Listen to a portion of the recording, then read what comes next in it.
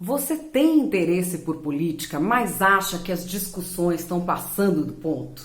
Quando você busca alguma informação sobre política, você desconfia que ela pode estar enviesada por alguma ideologia?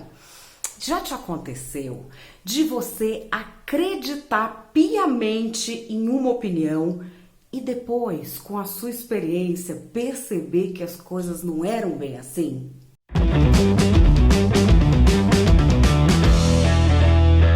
Pois é, vocês não têm ideia de quantas vezes eu quebrei a cara achando que eu estava diante de um fato ou de uma verdade, mas era só uma opinião de alguém em quem eu confiei. Bem no comecinho da minha carreira, há mais de 20 anos, a gente não tinha tanto acesso à informação porque não tinha essa coisa de internet. Mas eu achava que estava bem preparada na área de política porque eu tinha feito no colégio as aulas de educação moral e cívica, de OSPB, Organização Social e Política Brasileira. Então, assim, na minha cabeça, eu sabia direitinho como funcionavam os três poderes, quem fazia o quê, porque eu aprendi.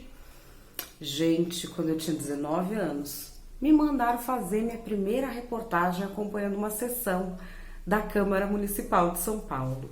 Cheguei lá toda feliz e não entendi nada do que estava acontecendo.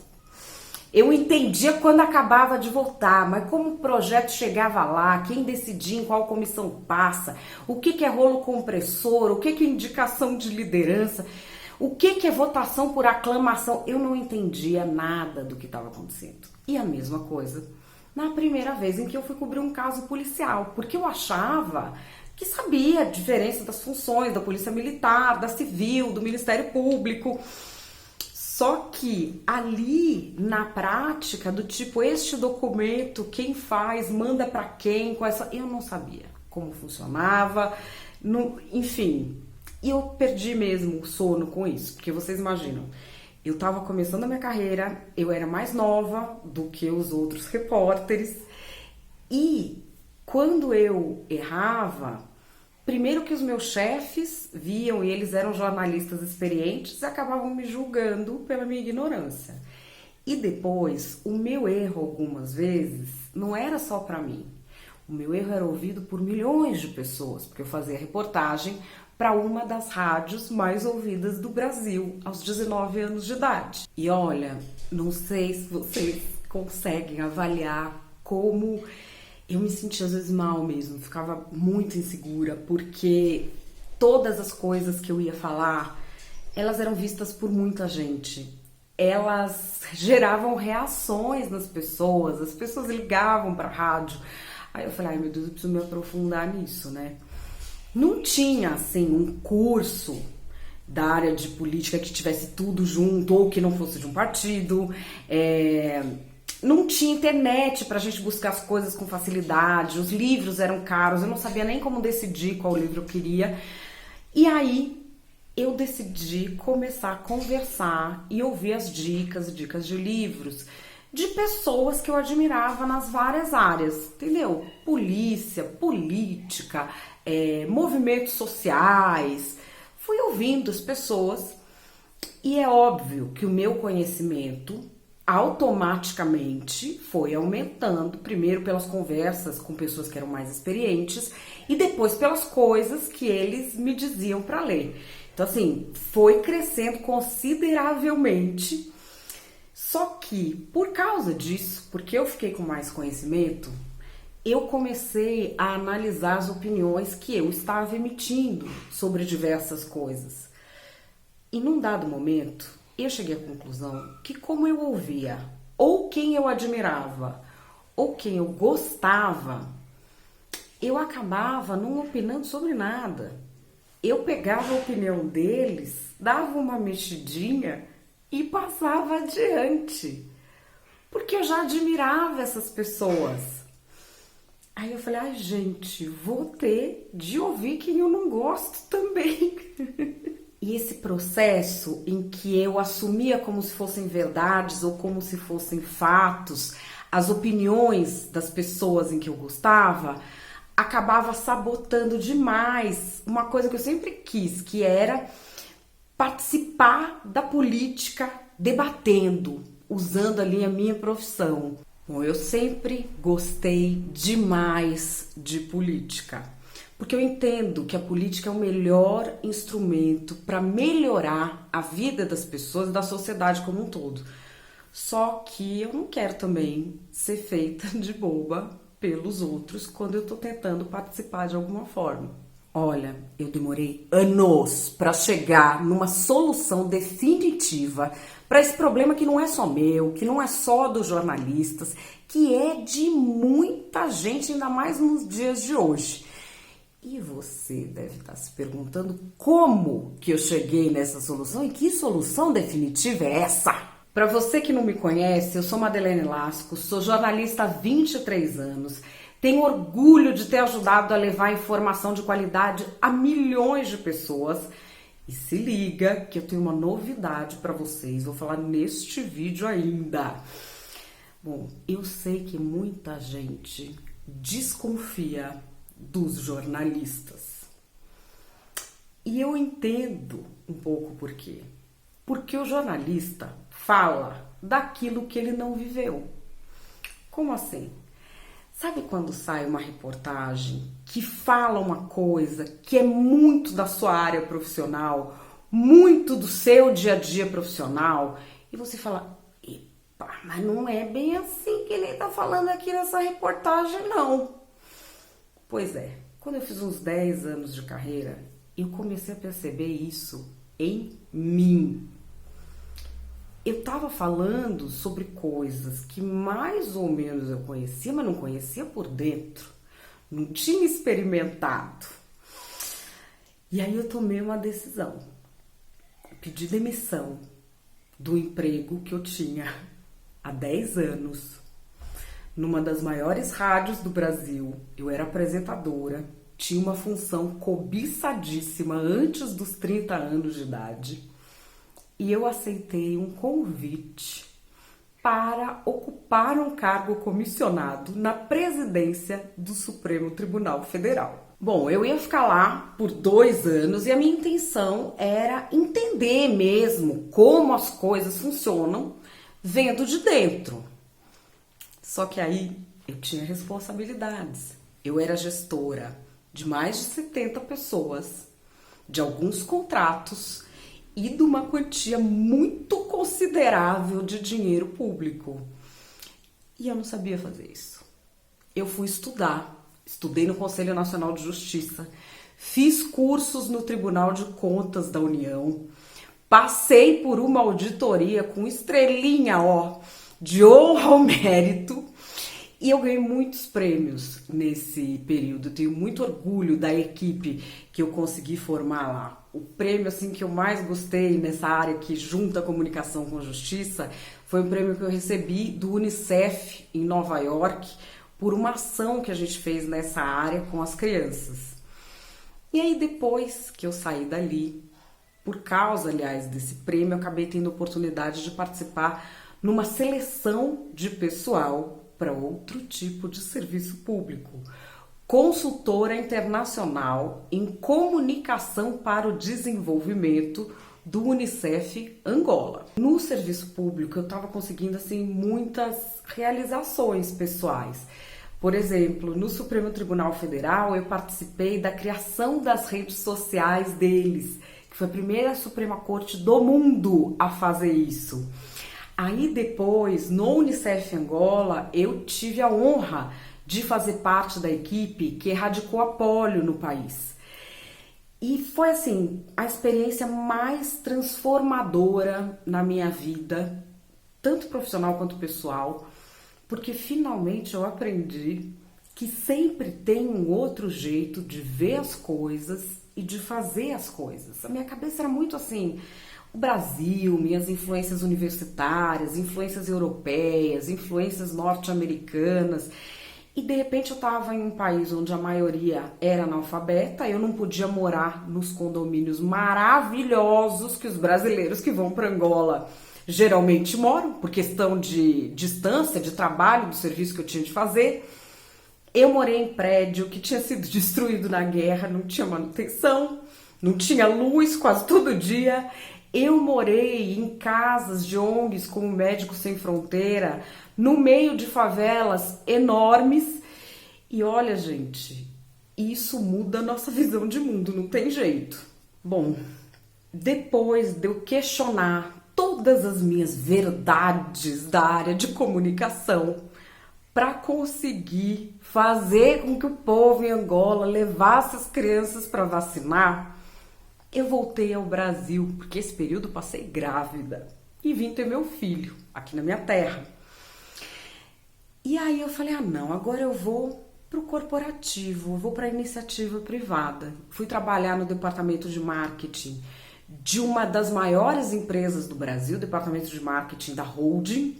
Eu também era gestora de dinheiro, aprendi como isso funciona internamente nas empresas e finalmente aprendi na pele uma coisa que eu julgava que era lenda: a crueldade do mundo corporativo. Essa jornada ainda não tinha acabado. Depois disso, eu fui conhecer por dentro o ativismo e o ativismo digital que estava começando a surgir. Eu fui diretora de comunicação de uma empresa ligada a ativismo online e foi aí que eu aprendi tudo que eu sei hoje sobre internet, redes sociais, vem desses primeiros cursos que eles me deram e das dicas sobre como eu buscar mais informação de qualidade. E além disso, eu tive contato com todo tipo de ativista, era uma B Corp, aprendi mais sobre negócios e fiz contatos valiosíssimos com gente no mundo todo, porque eles tinham filiais em 18 países. Aprendi também na prática os jeitos diferentes que os países têm de trabalhar e de cobrar as coisas das pessoas. E foi devido a esse trabalho que eu recebi um convite por uma coisa que tinha sido sempre um sonho meu, uma predileção minha, mas nunca tinha dado certo. Eu consegui um jeito de descobrir como funciona o legislativo por dentro. Assembleia Legislativa de São Paulo. Eu não era gestora de ninguém lá, mas Brasil, aprendi muita coisa que eu nem imaginava que existia. Bom, essas andanças todas demoraram 7 anos, então eu fui voltar para a imprensa com base nessa minha experiência no mundo digital. Fui implantar canais de YouTube para órgãos de mídia tradicionais, que é o que eu faço até hoje. E aí, eu voltei sabendo de uma coisa. Aquilo tudo que eu achava que eu sabia quando eu era repórter lá atrás, eu não sabia da missa à metade. Eu achava que eu sabia. E depois eu vivi as várias situações em que empresa, poder público, ativista manipulam os jornalistas para que eles achem que estão fazendo as coisas corretamente, sendo que há interesses prevalecendo ali, muitas vezes, na maioria das vezes, sem que o jornalista se dê conta. Só que dessa vez eu estava vacinada. Eu voltei para a imprensa mudada, porque eu tinha visto muita coisa por dentro, eu tinha condições mesmo de dar as minhas opiniões. Só que a imprensa também estava mudada, devido a um fenômeno que tinha começado lá atrás, quando eu saí, as redes sociais. Com as redes sociais, todo mundo podia dar a sua opinião, com liberdade. Só que aí eu comecei a perceber uma coisa. A galera tava opinando do mesmo jeito que eu opinava lá atrás, quando eu tinha 19 anos. Eu achava que eu sabia do assunto, porque eu sabia, assim, um pouco do assunto, mas eu tava só replicando a opinião dos outros. E às vezes sendo passada para trás. Isso começou a me incomodar, porque eu tenho essa crença de que a política é a melhor forma de melhorar a sociedade, que é fundamental a participação de pessoas comuns na política.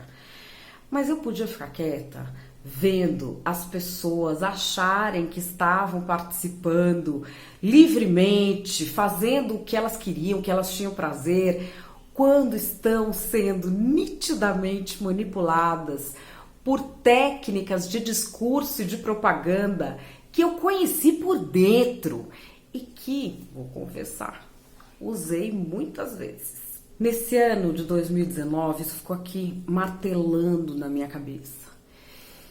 E quando a agressividade na polarização começou assim a ultrapassar todos os limites de civilidade, eu falei, olha, a minha opinião não é importante nesse momento. O importante é usar os meus conhecimentos técnicos e a minha vivência para fazer com que as pessoas comuns recuperem a liberdade e tenham condições de identificar quando estão sendo manipuladas. Tem como fazer isso? Claro que tem. Vou te contar aqui nesse vídeo. Não vai esquecer de deixar o seu like, sua pergunta ou seu comentário para mim e de se inscrever no canal para não perder nenhum conteúdo. A partir de agora a gente vai ter vídeos novos toda segunda e quinta-feira às 11 da manhã e eu vou estar aqui ao vivo toda terça, quarta e sexta às 7h30 da noite com conteúdo exclusivo para você. Tem umas horas que eu fico pensando como a minha vida teria sido mais fácil e com menos tropeços se a eu de hoje pudesse voltar ao passado e contar os aprendizados dessa experiência para aquela menina de 19 anos que eu fui, super estudiosa, com sede de fazer as coisas, mas que precisava aprender coisas às quais não tinha acesso. Já pensou se eu pudesse contar as informações que eu descobri, os métodos de busca de informação, os métodos para verificar se alguma coisa é confiável, as regras do jogo que eu aprendi estando dentro dele? Vocês já pensaram se com 19 anos eu soubesse isso? Quanto problema eu teria evitado na minha vida? Bom, infelizmente, a realidade se impõe e não é possível fazer isso por mim.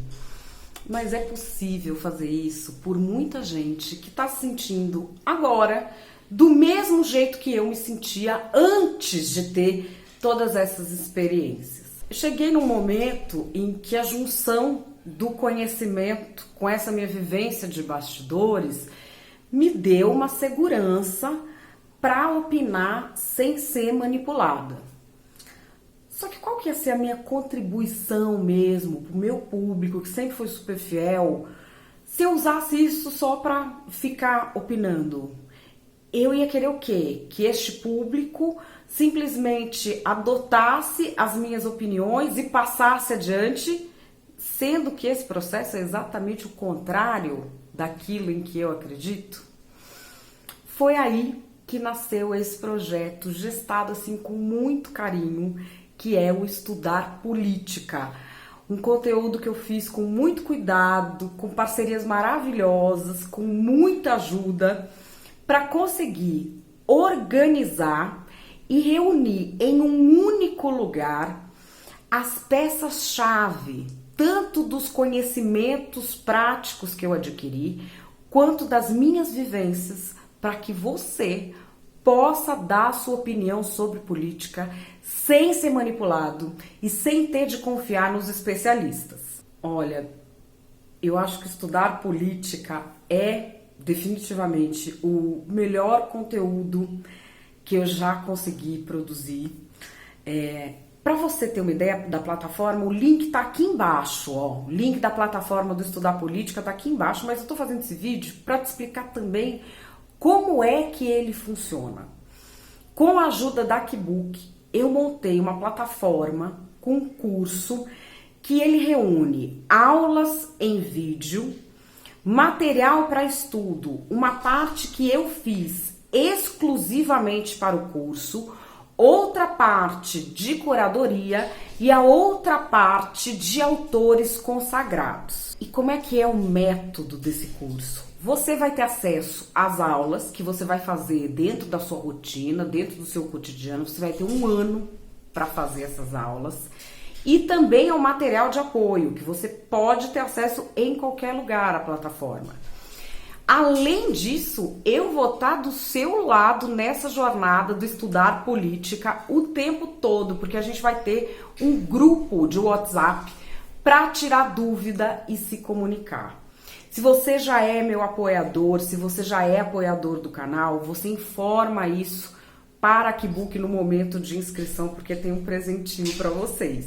O método é explicar de forma a expandir a consciência os fundamentos básicos, não só de política, mas os fundamentos básicos que são utilizados no noticiário político, que são utilizados nos embates políticos e que muitas vezes são distorcidos para puxar a sardinha para alguma brasa. Então, a gente vai ter 5 módulos e aulas bônus.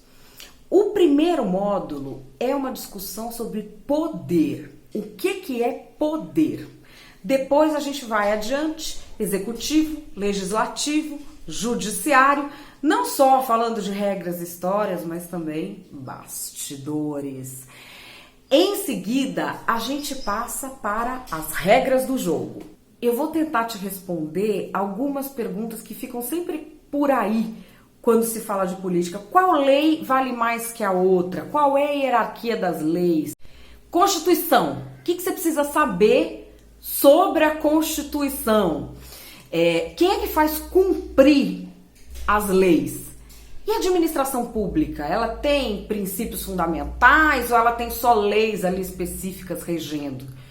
E o povo participa da democracia o quê? Só na eleição ou pode, sei lá, criar coisas e fazer leis também? Depois, a gente vai passar dessa dose de realidade brasileira para conceitos mais amplos que fazem parte do debate político, do jogo político e dos bastidores da política, mesmo quando tudo muda, quando muda a lei, quando mudam as pessoas que estão no poder. E são 4 conceitos fundamentais: direitos humanos, liberdades individuais, princípio da igualdade e Estado laico. Só depois de você ter oportunidade de adquirir conhecimento sobre esses conceitos, refletir, confrontar com os seus valores, aí é que nós vamos passar para o que mais dá treta: transparência, vida online, funcionalismo público e partidos políticos. Bom, além disso, é claro, tem as aulas extras que eu não posso revelar porque são surpresa, mas tem uma de fake news, não conta. Eu realmente acredito que eu produzi um conteúdo que pode ajudar você não só a se colocar melhor no debate político, como também a fugir de discussão inútil e fazer os seus direitos valerem no dia a dia sem ter de passar pelo calvário que muitas vezes eu passei na minha vida. E o estudar política, para mim também, é muito ligado à minha realização profissional, porque nos momentos mais difíceis da minha vida e da minha carreira, o meu público sempre esteve do meu lado, sempre foi ponta firme. E eu acho que esse projeto é uma forma de devolver para esse público algo que eu aprendi nessa jornada em que eu fui tão apoiada, em que eu sempre fui tão querida. Eu queria passar para as pessoas, para que elas aprendessem com amor aquilo que eu aprendi pela dor. Bom, espero que eu tenha explicado bem o que é o projeto Estudar Política e que você que está me vendo agora seja um dessa primeira turma que a gente está começando para passar 2020 juntos, com discussões legais, saudáveis, sobre coisas que interessam. Não esquece, deixar o seu like.